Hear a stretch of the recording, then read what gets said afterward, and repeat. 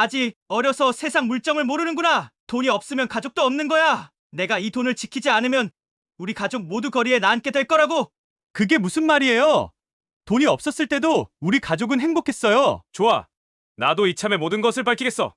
엄마 뇌출혈이 우연이 아니라는 증거도 있어.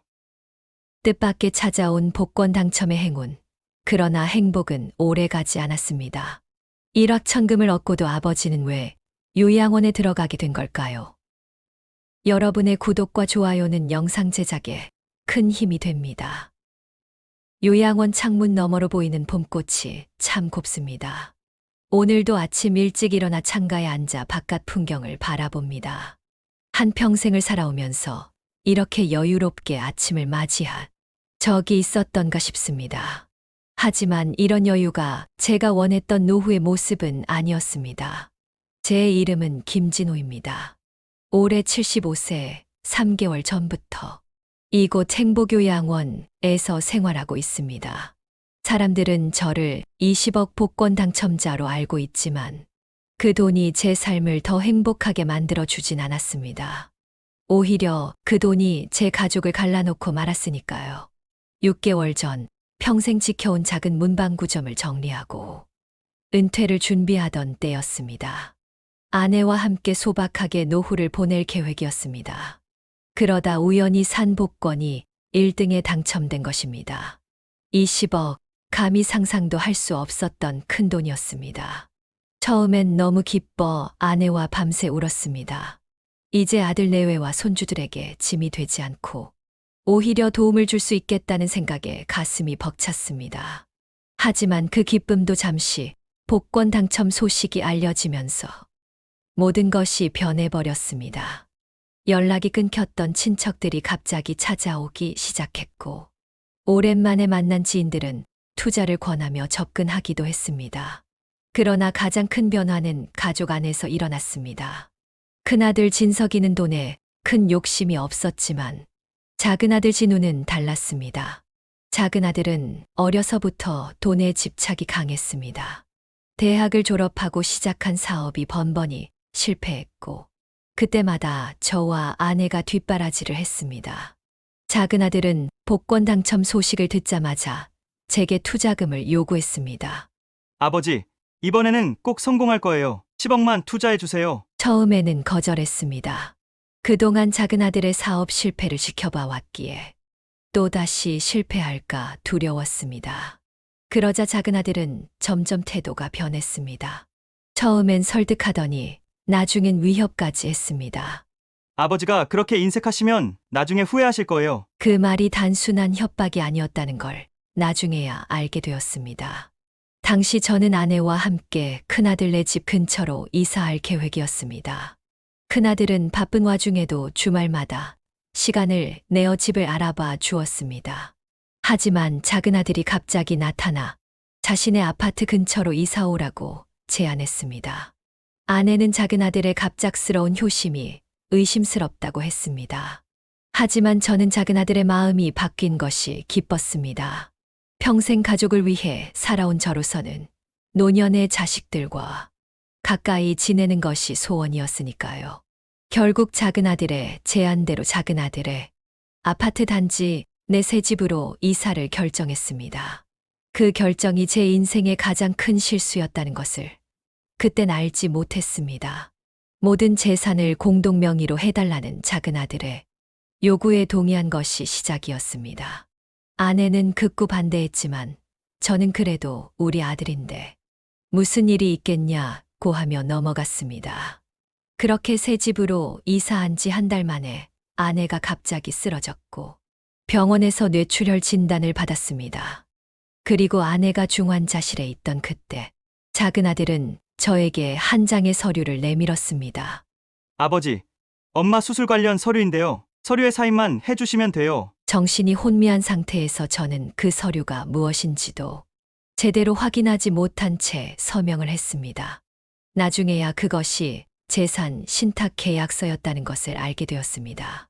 아내는 다행히 수술 후 의식을 되찾았지만 반신불수 상태가 되었습니다. 그리고 제 인생의 두 번째 비극이 찾아왔습니다. 작은아들은 병원에서 퇴원하는 날 아내와 저를 각각 다른 요양원으로 보냈습니다. 두 분 모두 전문적인 치료가 필요하시니 각자에게 맞는 시설로 모시겠습니다. 이렇게 저는 행복요양원에, 아내는 다른 요양원에 분리되어 지내게 되었습니다. 당첨금은 모두 작은아들에게 넘어갔고 저는 한 달에 한 번 용돈을 받아 생활하고 있습니다. 이제야 깨닫습니다. 제가 평생 모은 돈이 아닌 우연히 얻은 20억이 오히려 제 삶을 파괴했다는 것을. 이제 저에게 남은 것은 매일 아침 창밖으로 보이는 봄꽃과 아내를 다시 만날 수 있다는 희미한 희망뿐입니다. 그리고 가슴 속에 묻어둔 아직 아무에게도 말하지 않은 비밀 하나가 있습니다. 그 비밀이 언젠가는 모든 것을 바로잡을 수 있을까요? 요양원에 온 지 한 달쯤 되었을 때였습니다. 간호사 선생님이 면회객이 오셨다고 알려주셨습니다. 처음엔 작은아들이 왔나 싶었지만 문이 열리고 들어온 건 큰아들이었습니다. 그동안 제 연락을 무시했던 작은아들과 달리 큰아들은 저를 찾아 전국의 요양원을 수소문했다고 합니다. 아버지 정말 보고 싶었어요. 큰아들은 저를 보자마자 눈물부터 흘렸습니다. 늘 묵직하고 감정 표현이 없던 아들이었는데 이렇게 눈물을 보이니 저도 덩달아 눈시울이 붉어졌습니다. 큰아들은 제 손을 꼭 잡고 이야기했습니다. 아버지, 이제 걱정 마세요. 제가 모든 것을 바로잡을게요. 큰아들은 자신이 찾아낸 사실들을 말해 주었습니다. 작은아들이 저와 아내를 강제로 분리시켰다는 것, 복권 당첨금을 모두 가로챘다는 것, 그리고 가장 충격적인 사실은 아내의 뇌출혈이 우연이 아니었을 수도 있다는 것까지. 큰아들은 법적 조치를 준비 중이라고 했습니다. 아버지, 진우 이 녀석이 이런 짓을 할 줄은 몰랐어요. 이 녀석 때문에 집안이 풍비박산이에요. 큰아들의 자책에 저는 고개를 저었습니다. 어쩌면 이 모든 일의 시작은 제가 자식들을 다르게 대했던 데서 비롯된 것인지도 모르겠습니다. 큰아들과 작은아들은 태어날 때부터 달랐습니다. 큰아들은 묵묵하고 책임감 있는 아이였습니다. 학창 시절에는 공부를 잘해 장학금을 받았고 대학을 졸업한 후에는 평범한 직장인으로 성실하게 살았습니다. 반면 작은아들은 총명하고 말을 잘했지만 항상 손쉬운 성공을 꿈꿨습니다. 학교에서는 친구들을 이용해 과제를 해결했고 사회에 나와서는 대박을 꿈꾸며 여러 사업에 뛰어들었습니다. 제 아내는 늘 큰아들을 더 아꼈습니다. 큰애는 당신을 닮아 성실한데 작은애가 걱정이에요. 하지만 저는 오히려 작은아들에게 더 마음이 갔습니다. 큰아들은 없어도 잘 살 테니 부족한 작은아들을 더 도와야 한다고 생각했던 것 같습니다. 지금 돌이켜보면 그런 제 마음이 작은아들을 더 망쳐놓은 건 아닌지 자책이 됩니다. 큰아들이 방문한 후 요양원 생활에 작은 변화가 생겼습니다. 매주 토요일이면 큰아들이 찾아와 바깥 나들이를 시켜주었습니다. 공원을 산책하거나 조용한 카페에서 커피를 마시는 시간. 그 시간이 제겐 일주일을 버티는 힘이 되었습니다. 어느 날 큰아들이 특별한 손님을 데려왔습니다. 바로 제 손자 민수였습니다. 이제 대학생이 된 손자는 제가 기억하던 어린아이의 모습과는 사뭇 달랐습니다.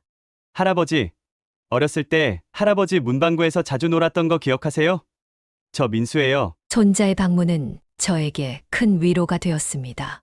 손자는 어릴 적 제가 들려주던 이야기들을 기억하고 있었고, 문방구에서 함께 보낸 시간들을 소중히 간직하고 있었습니다. 할아버지, 제가 대학에서 법학을 공부하는 이유가 있어요. 할아버지처럼 정직하게 살면서도 불의에 당하지 않는 세상을 만들고 싶어서요. 손자의 말에 가슴이 찡했습니다. 손자의 순수한 마음이 그동안의 상처를 조금이나마 치유해주는 것 같았습니다. 그날 이후로 손자도 종종 요양원을 찾아왔습니다. 때로는 법학 공부에 관해 물어보기도 하고, 때로는 그저 제 이야기를 들으러 오기도 했습니다. 큰아들과 손자의 방문이 늘어나면서 저는 조금씩 활력을 되찾았습니다. 요양원 직원들도 제 변화를 눈치챘는지 할아버지, 요즘 표정이 밝아지셨네요. 라고 말하곤 했습니다. 그러던 어느 날 큰아들이 특별한 소식을 가지고 왔습니다. 아버지, 엄마를 찾았어요. 그 순간 제 심장이 멈추는 것 같았습니다. 아내의 소식을 듣는 것은 이번이 처음이었습니다. 큰아들 말에 따르면 아내는 서울 외곽의 한 요양원에 있었고 건강 상태는 안정적이지만 여전히 반신불수 상태라고 했습니다. 이번 주말에 엄마를 만나러 갈 수 있어요. 민수도 함께 갈 거예요. 큰아들의 말에 저는 망설였습니다. 아내를 다시 만난다는 기쁨도 있었지만 한편으로는 두려움도 있었습니다. 제가 모든 것을 잃게 만든 장본인이라는 죄책감이 저를 짓눌렀기 때문입니다. 하지만 손자가 제 손을 꼭 잡으며 말했습니다. 할아버지, 할머니도 할아버지를 보고 싶어 하실 거예요. 우리 같이 가요. 손자의 순수한 눈빛에 저는 결국 고개를 끄덕였습니다. 주말이 되어 큰아들의 차를 타고 아내가 있는 요양원으로 향했습니다. 차창 밖으로 지나가는 풍경을 바라보며 저는 아내에게 어떤 말부터 해야 할지 생각했습니다. 미안하다고 해야 할까요? 그리웠다고 해야 할까요? 아니면 그동안 못 찾아온 변명부터 해야 할까요? 생각에 잠겨 있는데 손자가 물었습니다. 할아버지, 할머니를 처음 만났을 때 이야기 좀 해주세요. 순간 오래된 기억이 되살아났습니다. 24 꽃다운 나이에 만난 아내는 당시 동네에서 가장 예쁜 아가씨였습니다. 어쩌면 그때의 기억을 나누는 것이 지금 우리에게 필요한 것인지도 모르겠습니다. 차가 요양원에 도착했습니다. 심장이 격하게 뛰었습니다. 6개월 만에 다시 만나는 아내, 그리고 그녀에게 들려줄 이야기. 제 가슴 속에 숨겨둔 비밀과 함께 우리 가족의 새로운 이야기가 시작되려 하고 있었습니다. 아내를 만난 그날, 제 인생에서 가장 슬프고도 아름다운 재회였습니다. 휠체어에 앉아 창밖을 바라보고 있던 아내는 저를 보자마자 눈물을 흘렸습니다. 말은 할 수 없었지만 그 눈빛만으로도 많은 이야기를 나눌 수 있었습니다. 손을 꼭 잡고 오랫동안 그렇게 앉아 있었습니다. 엄마, 아버지 모시고 왔어요.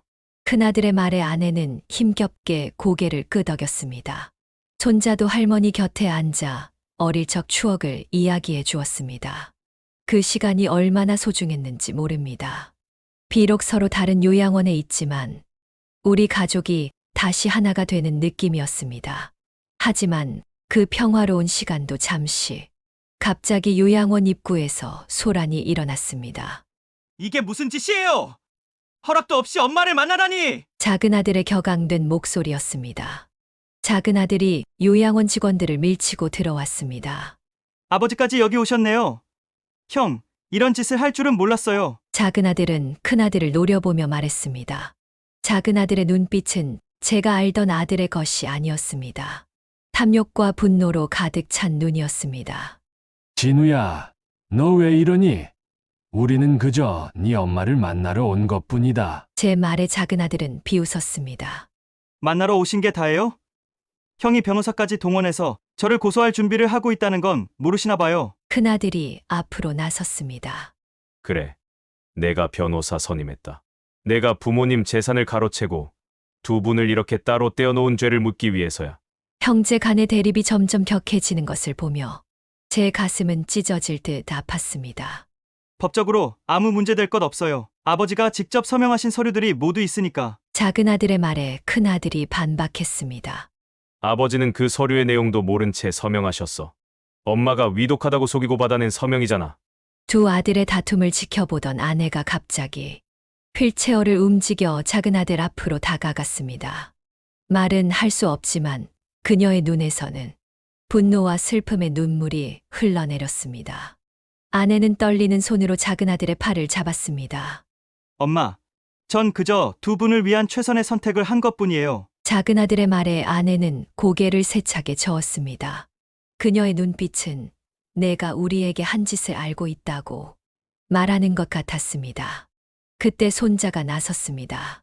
작은아버지, 할머니와 할아버지가 원하시는 건 가족이 함께 있는 것뿐이에요. 왜 그걸 이해 못하세요? 어린 조카의 순수한 질문에 작은 아들은 잠시 당황한 듯 했지만 곧 냉정을 되찾았습니다.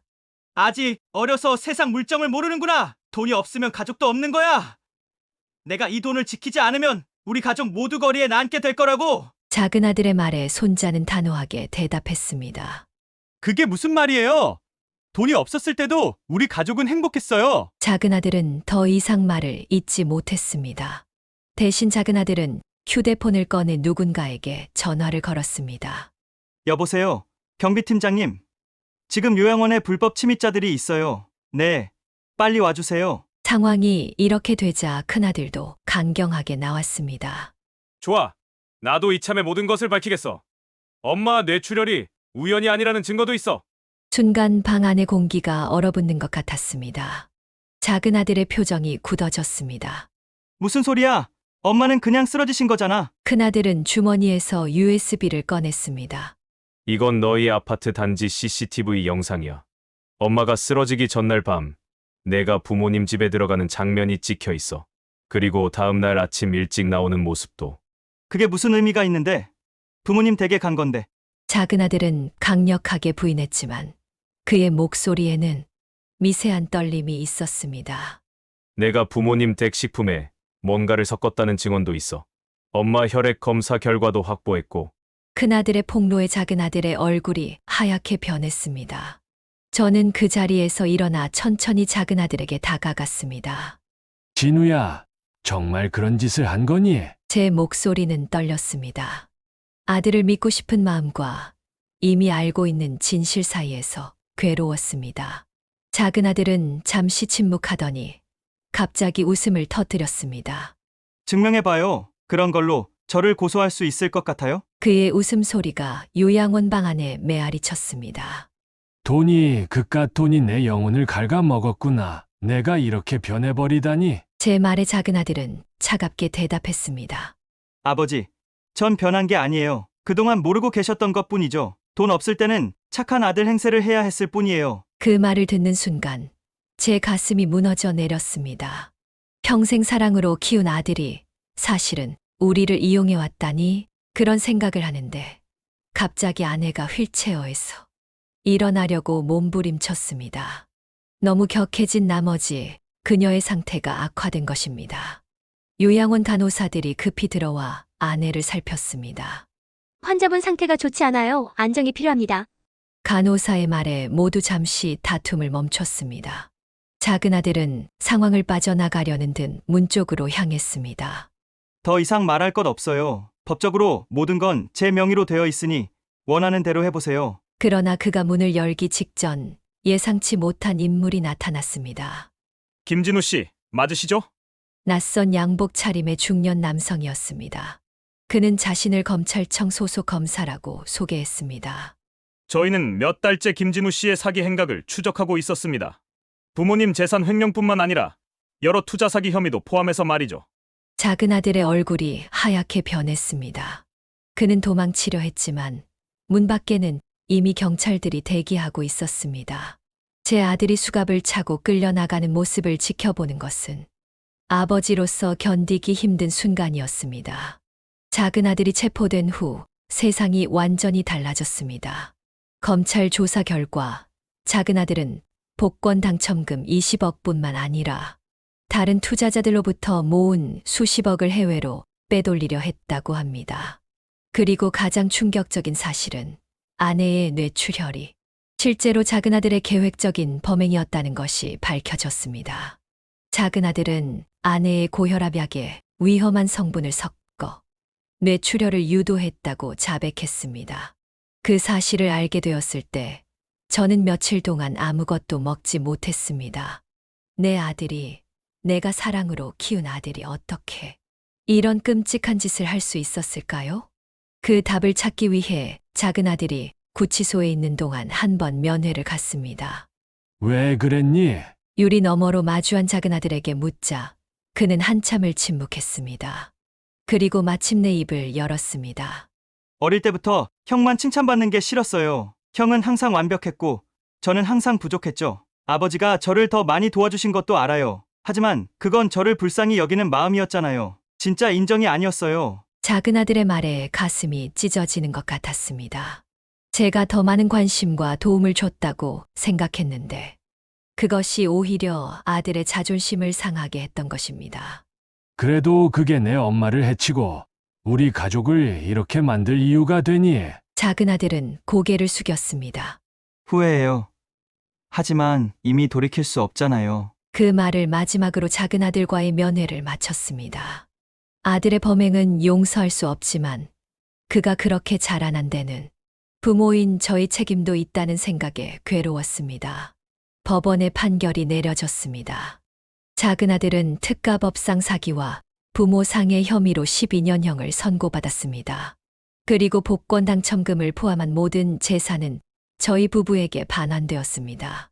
표면적으로는 정의가 실현된 것처럼 보였지만 제 마음속에는 여전히 큰 상처가 남아 있었습니다. 큰아들은 그 와중에도 묵묵히 저희 부부를 돌봐주었습니다. 그는 우리 두 사람이 함께 지낼 수 있도록 자신의 집 근처에 작은 아파트를 마련했습니다. 아내의 상태는 여전히 좋지 않았지만 적어도 이제는 제가 곁에서 돌볼 수 있게 되었습니다. 어느 날 저녁 아내의 휠체어를 밀고 아파트 단지를 산책하던 중이었습니다. 아내가 갑자기 제 손을 꼭 잡았습니다. 그리고 힘겹게 입을 여러 한마디를 내뱉었습니다. 괜찮아요. 1년 만에 처음 들은 아내의 목소리였습니다. 너무 놀라 제자리에 멈춰 섰습니다. 여보, 말할 수 있는 거요? 아내는 고개를 끄덕이며 미소를 지었습니다. 재활치료의 효과가 서서히 나타나고 있었던 것입니다. 그날 밤 저는 오랫동안 아내의 곁에 앉아 이야기를 나눴습니다. 아내는 여전히 많은 말을 하기 어려웠지만 짧은 단어들로 자신의 마음을 전했습니다. 당신 잘못 아니에요. 아내의 말에 저는 참았던 눈물을 터뜨렸습니다. 그동안 얼마나 자책하며 살아왔는지 모릅니다. 복권 당첨부터 시작된 나의 모든 결정이 우리 가족을 파괴한 원인이라고 생각했습니다. 내가 돈에 눈이 멀어 우리 가족을 망쳤어. 제 고백에 아내는 고개를 저었습니다. 돈이 문제 아니에요. 마음이 문제죠. 그 간단한 말이 제게는 큰 깨달음이었습니다. 돈 자체는 선하지도 악하지도 않습니다. 그것을 어떻게 바라보고 다루느냐가 문제였던 것입니다. 저희 부부는 평생 소박하게 살아왔고 갑작스러운 부를 감당할 준비가 되어 있지 않았습니다. 작은 아들은 그 틈을 노렸을 뿐입니다. 그로부터 몇 주 후 저희는 중요한 결정을 내렸습니다. 남은 복권 당첨금 대부분을 기부하기로 한 것입니다. 일부는 저희의 노후와 아내의 치료비로 남겨두었지만 대부분은 소외된 노인들을 위한 재단을 설립하는 데 사용했습니다. 큰아들과 손자도 이 결정을 전적으로 지지해 주었습니다. 아버지, 이게 바로 진정한 부의 의미인 것 같아요. 남을 도울 수 있는 능력이니까요. 큰아들의 말에 가슴이 따뜻해졌습니다. 기부를 결정한 후 언론에서 저희 이야기에 관심을 보였습니다. 복권 20억 당첨 노인, 요양원 생활 끝에 깨달은 진정한 불안은 제목의 기사가 나왔습니다. 처음엔 그런 관심이 부담스러웠지만 저희 이야기가 비슷한 상황에 처한 다른 가족들에게 도움이 될 수 있다면 좋겠다는 생각이 들었습니다. 작은 아들은 여전히 교도소에 있습니다. 가끔 면회를 가지만 우리 사이에는 여전히 풀기 어려운 매듭이 있습니다. 그럼에도 불구하고 저는 포기하지 않습니다. 언젠가 그도 자신의 잘못을 진심으로 반성하고 새로운 삶을 살 수 있기를 바랍니다. 그것이 아버지로서 제가 할 수 있는 마지막 사랑입니다. 요즘은 아내와 함께 작은 텃밭을 가꾸며 지냅니다. 손자는 종종 찾아와 법학 공부 이야기를 해주고 큰아들이 부부는 주말마다 저희를 초대해 함께 식사를 합니다. 겉으로 보기에는 평범한 노부부의 일상이지만 저희에게는 그 어떤 부보다 소중한 시간입니다. 이제 저는 더 이상 20억 복권 당첨자가 아닙니다. 그저 아내를 사랑하는 남편이자 아들과 손자가 있는 평범한 아버지이자 할아버지입니다. 그리고 그것으로 충분합니다. 진정한 부는 결국 마음의 평화와 함께하는 사람들 속에 있다는 것을 이제야 온전히 깨달았습니다. 무료 버튼인 구독과 좋아요, 알림 설정 해주시면 더 좋은 이야기로 찾아뵙겠습니다.